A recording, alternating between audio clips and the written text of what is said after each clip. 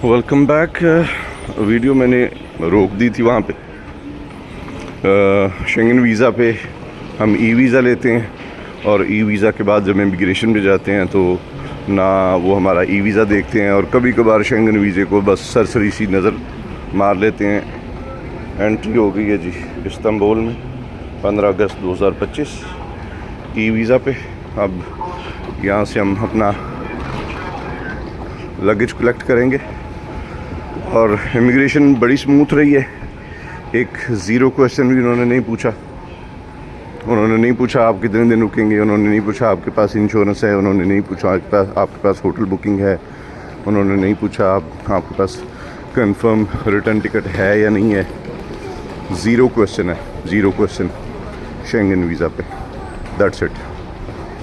So smoothly आप Turkey में enter कर सकते हैं अगर आपके पास ई वीज़ा है या आपके पास लाहौर या इस्लामाबाद से इशू स्टिकर वीज़ाज़ है। अब बैगेज क्लेम की तरफ जाएंगे। इमिग्रेशन के बाद बैगेज क्लेम होता है। आप उस बेल्ट पे जाते हैं जहाँ पे आपकी एयरलाइन का सामान आता है। वो सामान कलेक्ट करके देन आपको कस्टम हुकाम के सामने से गुज़रना होता है। अगर आपके दिल में चोर है तो आप चोरी की नज़रों से गुजरेंगे। अगर आपके दिल में चोर नहीं है और आपके पास कोई ऐसी चीज़ नहीं है जो ममनू हो तो आप इजीली कस्टम भी क्रॉस कर सकते हैं। यहाँ पे जनाब ATMs लगी हुई हैं, आप कैश विड्रॉ कर सकते हैं, लेकिन इसमें यूरो का ऑप्शन भी है और टर्किश लीरा का ऑप्शन भी है और मस्ट भी ये कुछ ना कुछ कमीशन फ़ी या सर्विस चार्जेस वगैरह चार्ज करती होंगी, डेफिनेटली चार्ज करती होंगी। अब मुझे लीरे चाहिए, मेरे पास कोई 400-500 लीरा तो है, लेकिन मुझे नहीं पता अब मैं ये ATM यूज़ करूँ या ना करूँ, मुझे कुछ देना पड़ेगा या नहीं देना पड़ेगा। इस्तांबुल एयरपोर्ट पे अगर आपके पास इंटरनेट नहीं है तो आप वाईफाई कनेक्ट कर सकते हैं। यहाँ पे एक machine readable wifi code issue करने के लिए एक मशीन रीडेबल कोष्ठक लगा हुआ है। आप वहाँ पे अपना पासपोर्ट जैसे क्रेडिट कार्ड या डेबिट कार्ड स्वाइप करते हैं वैसे स्वाइप करेंगे और फिर आपको एक कोड इशू किया जाएगा जो 1 आवर तक वैलिड होगा और आप फ्री वाईफाई उस पर यूज़ कर सकते हैं। मैं देख रहा हूँ कि कतर एयरवेज़ कौन सी बेल्ट पे है, यहाँ पे तो मुझे नज़र नहीं आ रही। बेल्ट नंबर 9 और बेल्ट नंबर 9 इस साइड पे आएगी। आई थिंक 8 to 18 तक यहाँ पे हैं सारे।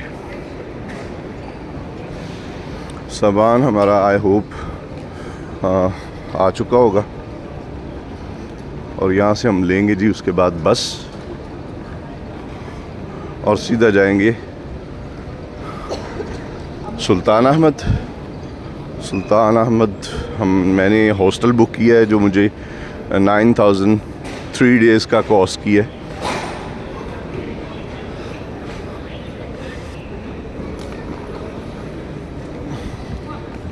ये टर्किश एयरलाइन का बैगेज क्लेम सर्विस एरिया है। अगर आपका लगेज डैमेज है या उसमें वो फटा हुआ है या कोई चीज़ उसमें गुम है तो आप ये बैगेज क्लेम एरिया में आके वो लगेज दिखा सकते हैं या बता सकते हैं कि आपकी कौन सी चीज़ उसमें मिस है।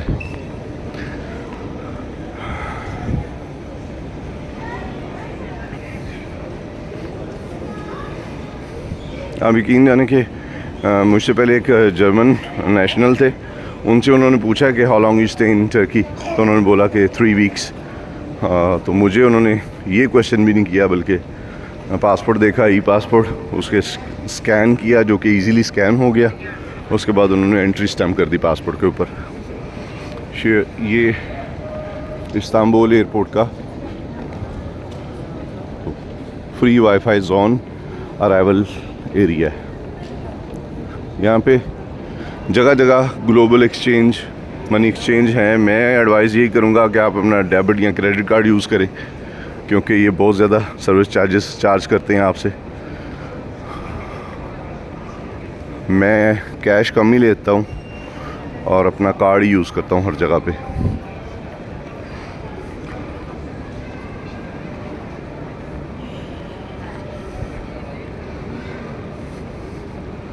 कार्ड यूज़ करने का फ़ायदा ये होता है कि जब आप किसी और कंट्री का कभी भी वीज़ा अप्लाई करते हैं तो आपकी पूरी हिस्ट्री वहाँ पे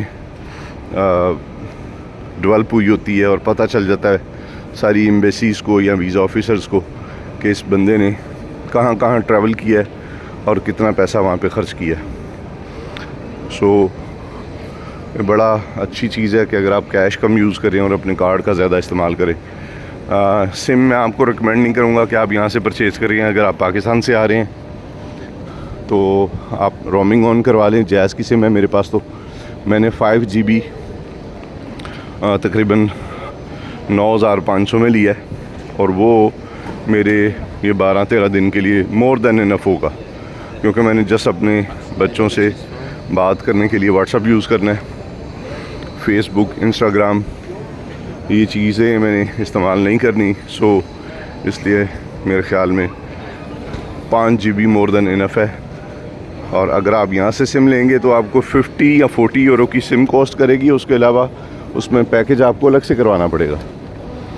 ये दोनों हाथों से आपको लूटेंगे। और तीसरी बात जो आपको मैं हॉस्टल में चेक इन करने के बाद बताऊंगा। मुझे दें इजाज़त, मिलते हैं सुल्तान अहमद एरिया में ब्लू मॉस्क के पास। अल्लाह हाफ़िज़।